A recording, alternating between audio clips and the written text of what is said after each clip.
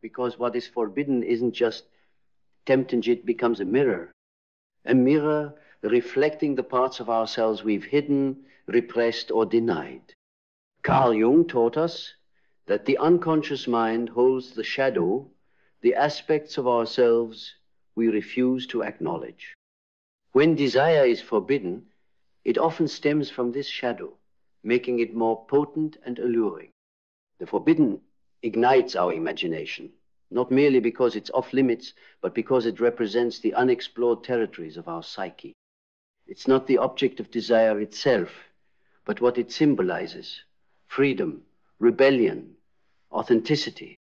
When we confront these forbidden desires, we are not succumbing to temptation, we are engaging in a dialogue with our inner selves. It's an opportunity to integrate the shadow, to become whole.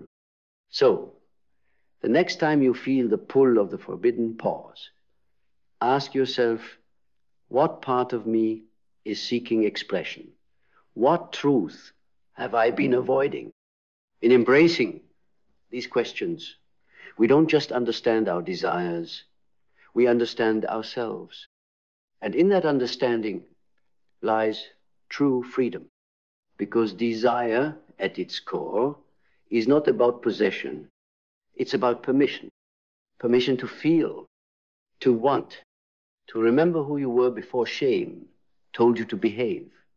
When something becomes forbidden, it doesn't just become unreachable. It becomes unclaimed truth. And Jung knew this. He saw the forbidden not as evil, but as a signal, a flare shot into the sky by your unconscious, begging to be seen. Why does the off-limits make your heart race? Because it touches a nerve you buried. Because it speaks to the version of you who still burns beneath the skin. The one who was told to sit still, be good, follow the rules, smile nicely, and that version of you never died. They're still in there, wild, watching, waiting for the moment. You drop the performance and let them breathe. That's why forbidden desire feels stronger. Not because it's wrong, but because it's honest, raw, undiluted. A scream in a world addicted to silence. And the more you pretend it's not there, the louder it becomes. Because the psyche cannot be tricked. You can lie to your partner. You can lie to your family. You can even lie to your God. But you cannot lie to the unconscious. It sees everything, and it waits, and it whispers, until the whisper becomes a hunger you can't ignore.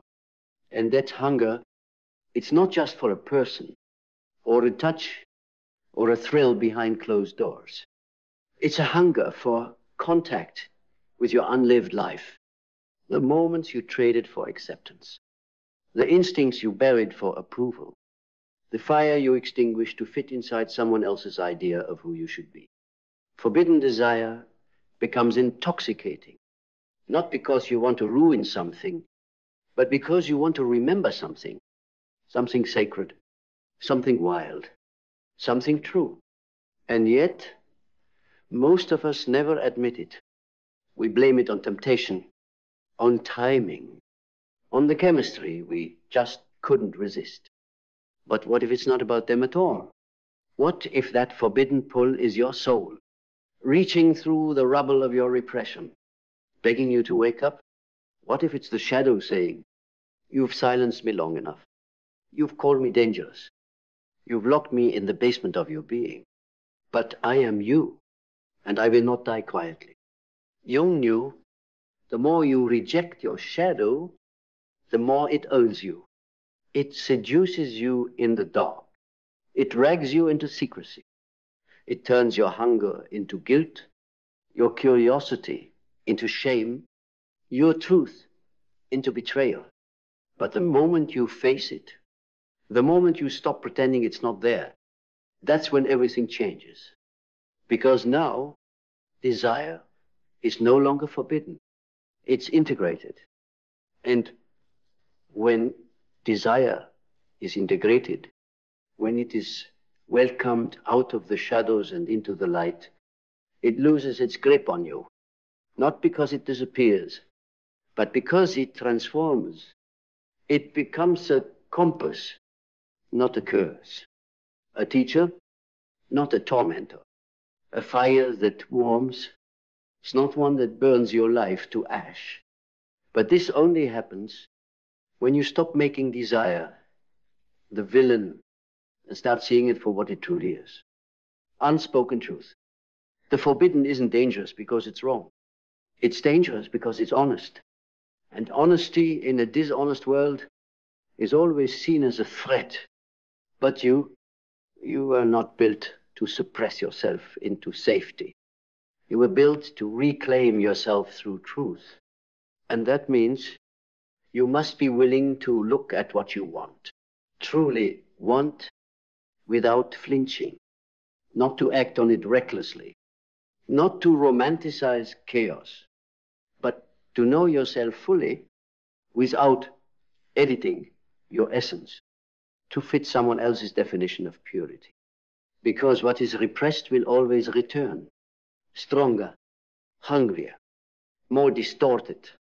But what is integrated, what is seen, named, held, understood, becomes sacred power. It becomes part of your wholeness, your clarity, your alignment. And suddenly, forbidden desire doesn't control you. It guides you. It shows you where you're still asleep, where you've chosen comfort over aliveness, where you've been faithful to your mask, but disloyal to your truth. And if you're brave enough, you use that desire, not to destroy the life you've built, but to rebuild it in a way that includes all of you. Because inclusion of the self, the whole self, is the only real path to freedom. You don't need to act on every impulse, but you need to listen to everyone. You need to ask it, what are you trying to teach me? What am I not admitting to myself? What have I sacrificed on the altar of being good? And if you listen deeply, forbidden desire will reveal this. You have betrayed yourself far more often than you betrayed others. You've said yes when you meant no. You've smiled when you felt dead inside. You've stayed silent in the presence of truth, just to keep the peace. But desire, real desire, is the soul's resistance to self-abandonment. It is the wild within you that refuses to die quietly. It is the whisper that says, there's more to you than this. And that whisper grows louder the longer you ignore it, until one day it screams in the form of temptation, or a midlife unraveling, or a secret you can no longer hide. And you have a choice. Will you continue performing a version of yourself that keeps the world comfortable while your soul rots from starvation? Or will you turn toward the forbidden, not to indulge it, but to integrate it, to reclaim the parts of you that society told you to suppress, to meet your shadow with reverence, not resistance? Because when you do, you become someone no longer ruled by desire, but in conversation with it. And in that conversation, you discover something radical. That desire is not here to ruin you. It's here to reveal you, to show you where you are still asleep in your own life, where you are living by rules that were never yours, where you've replaced passion with politeness, depth with duty, and truth with obedience. And this is the real reason forbidden desire feels so strong. Not because it is wrong, but because it is unlived life, calling your name. It is the echo of your authenticity, lost beneath layers of expectation, craving, resurrection. And when you ignore it, when you push it into the darkness, it becomes louder, more distorted, more destructive. But when you turn to it, when you face it without fear, it becomes your path back to yourself. Not to chaos, not to betrayal, but to truth. The truth that you were never meant to live divided. The truth that fidelity is not just about loyalty to another, but about loyalty to your own soul. Because when you are loyal to yourself, you no longer chase what is forbidden. You embody what is authentic. And from that place, desire loses its power to control you. Because you have nothing to hide, nothing to prove, nothing to seek in the shadows. You've already made peace with your fire. And now you carry it with you, not as a secret, but as a source of light. And that light, that fierce, untamed inner flame, it doesn't need to burn everything down to be real. It just needs to be acknowledged.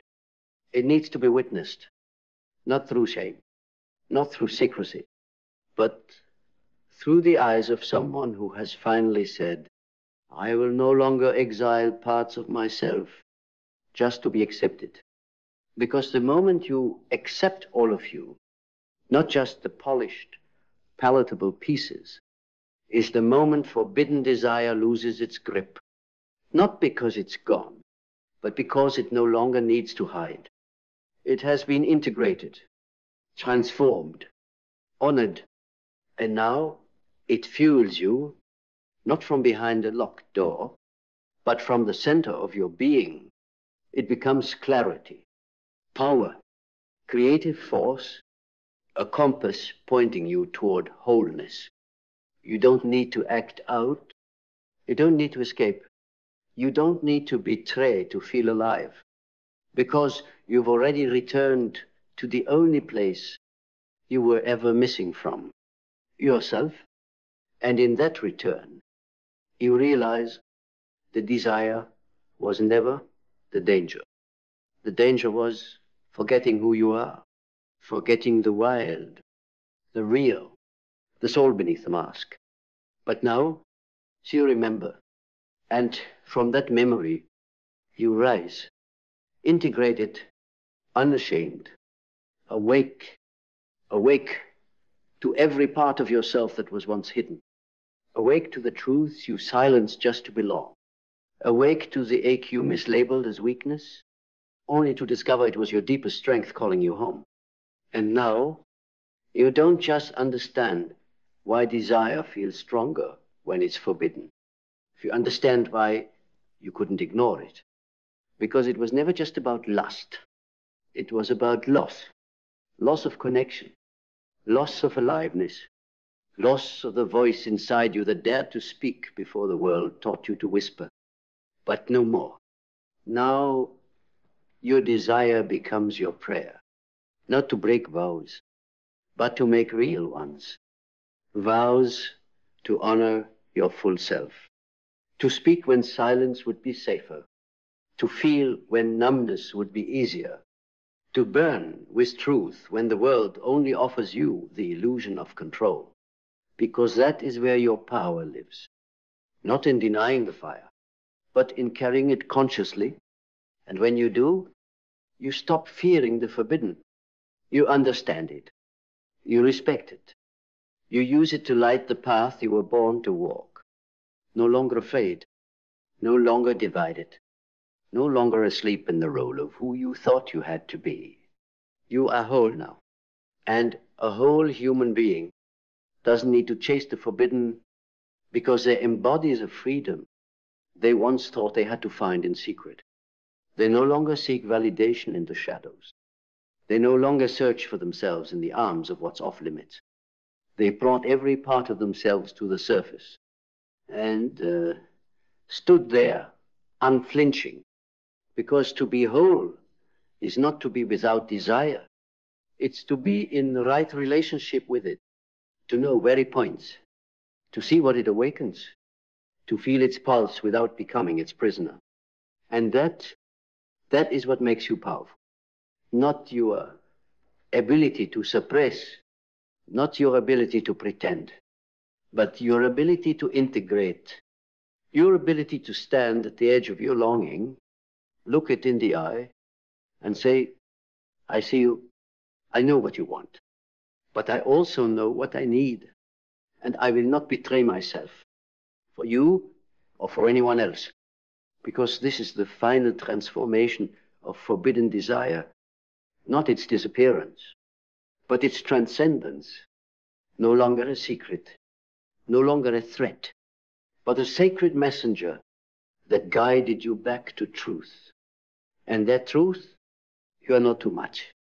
You are not broken. You are not wrong for wanting more.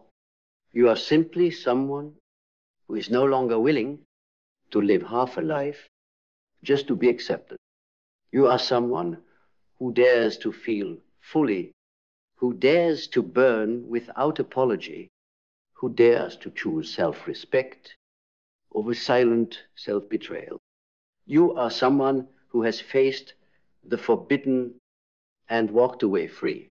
Free not because you denied your desire, but because you understood it. Free not because you silenced your longing, but because you listened to it without flinching. Free not because you killed the fire, but because you learned how to carry it without being consumed. And now you walk differently. You speak from a deeper place. Your energy no longer hides. It commands, because you've been to the underworld of your own psyche. You've met the part of you the world told you to reject. And you didn't run. You stayed. You listened. You healed. And now your presence tells a different story. Not one of control, not one of fear, but one of ownership. You own your passion. You own your pain. You own your contradictions. And in doing so, you become whole. And wholeness is magnetic. It's undeniable. It's rare. Because most people live split. They wear masks. They smile through numbness. They call performance love. They call repression virtue. And then they wonder why they're still hungry. But you are no longer hungry for what's forbidden because you are fed by what is true. You build a new relationship with yourself, one where nothing is exile, nothing is shame, everything is seen.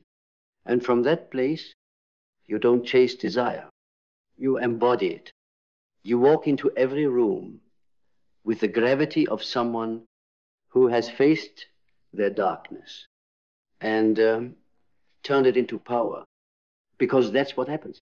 When you no longer fear your forbidden desires, you become a force, not the kind that dominates, not the kind that conquers, but the kind that radiates truth so intensely that others feel it before you speak. You don't need to explain yourself anymore. You don't need to justify your fire. You don't need to ask for permission to be real, because the work has been done in silence, in shadows, in solitude. You stood in front of your own mirror, naked and unguarded, and said, I am not here to be acceptable. I am here to be authentic. And in that moment, you were reborn. Reborn not into perfection, but into presence. Reborn not into someone who never desires the forbidden, but into someone who no longer needs it to feel alive. Because you carry the source of that aliveness now. It's not out there. It's not in them. It's in you, in the way you walk, in the way you choose, in the way you no longer sacrifice your essence for temporary approval. This is the real power, not to resist what you feel, but to rise with it consciously. To feel the heat of temptation and use it as fuel to create something sacred, something aligned, something true. You are no longer afraid of your own depth. You have tasted the fire and survived. And now you live from the flame, not the fear. And when you live from the flame, everything changes. Your relationships deepen, not because they are flawless, but because they are honest. Your boundaries sharpen, not out of defensiveness, but out of clarity. Your presence expands, not to impress, but to embody the truths of who you've become. Because when you stop hiding what's inside, when you stop labeling your hunger as shame, you start living in full alignment. No more split self. No more acting out in secret. No more pretending that comfort is fulfillment. Now you know, desire is not the enemy. It's a compass. The forbidden only ruled you when you were ruled by fear. But fear is gone now, replaced by awareness, by reverence, by the fierce elegance of someone who has stood at the edge of self-destruction and chose self-discovery instead. You chose depth over denial. You chose transformation over suppression. You chose to stop outsourcing your power to things you were taught to fear. And because of that, you are dangerous now, but in the most beautiful way. Dangerous to the systems that survive on your silence. Dangerous to the narratives that keep you small. Dangerous to every voice that told you your truth was too much to carry. You carry it now with grace, with fire, with the quiet conviction of someone who no longer hides from their own soul. And when you no longer hide from your own soul, you become unshakable. Not because you're invincible, but because you're intimate with your own vulnerability. You don't run from the ache. You sit with it. You listen to it. You ask it, what are you here to teach me? And it teaches you everything. It teaches you that the longing you once feared is not your flaw. It's your guide. It teaches you that what you called weakness was actually the gateway to your wildest strength. It teaches you that the forbidden isn't forbidden because it's evil. It's forbidden because it's free. And you were born for that kind of freedom. The kind that doesn't wait for permission. The kind that doesn't bow to shame. The kind that walks through the fire of self-revelation and comes out on the other side. Not burned, but illuminated. This is who you are now. You are no longer at war with your desires. You are in dialogue with them. You are no longer ruled by what you repress. You are led by what you understand. And so when the world whispers, don't go there. You smile because you already have. And you didn't lose yourself. You found yourself in the fire, in the hunger, in the forbidden. You found the truth that was always waiting. Beneath the rules, beneath the fear, beneath the silence. And now you walk with that truth as your guide, as your compass, as your home. And this home is not built of safety. It is built of sovereignty, the kind that doesn't flinch when tested, the kind that doesn't collapse in the face of judgment, the kind that says, I will not trade my truth for anyone's approval, because you know now the most dangerous thing in the world is not someone who desires the forbidden. It's someone who desires truth more than they fear rejection. And that's what you've become. Not a slave to impulse, but a student of inner fire. Not someone who hides their hunger, but someone who has learned to wield it with honor. This is the rebirth that forbidden desire offers, if you're brave enough to face it. It doesn't end with indulgence. It ends with integration, with standing fully in yourself without apology, with looking into the mirror of your desire and saying, I see you, I hear you, and I no longer fear what you reveal. That is the work. That is the liberation. That is a love of self most people never dare to reach for. But you did.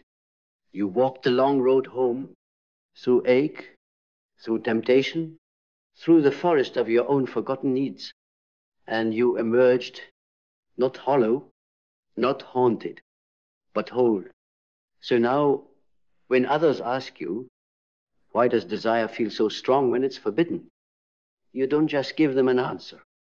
You give them a mirror, because you know the strongest desire is the one that leads you back to who you really are. So let the world call it forbidden. Let them point fingers, cast shame, recite their rules. You know the truth now. You've walked through the hunger. You've stared down the seduction.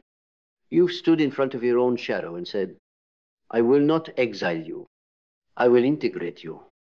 And in doing so, you didn't become weaker. You became whole. This is what they never told you. That forbidden desire wasn't meant to destroy you. It was meant to deliver you back to your fire, back to your fullness, back to the raw, unfiltered truth of who you are, when no one is watching. And now you watch yourself not with judgment, but with reverence, because you've earned this clarity. You've paid for it in silence, in shame, in the long nights of pretending to be okay. No more pretending, no more splitting, no more apologizing for the parts of you that refuse to die quietly. You are not dangerous because you feel desire. You are dangerous because you've become conscious of it. And you now use it not to run, not to betray, but to awaken. You don't chase the forbidden anymore. You embody the free. And in doing so, you give the world something rare, something holy. A human being who has nothing left to hide. A soul who burns clean. A truth that no longer asks for permission. That is who you are now. Whole, honest, unapologetically alive,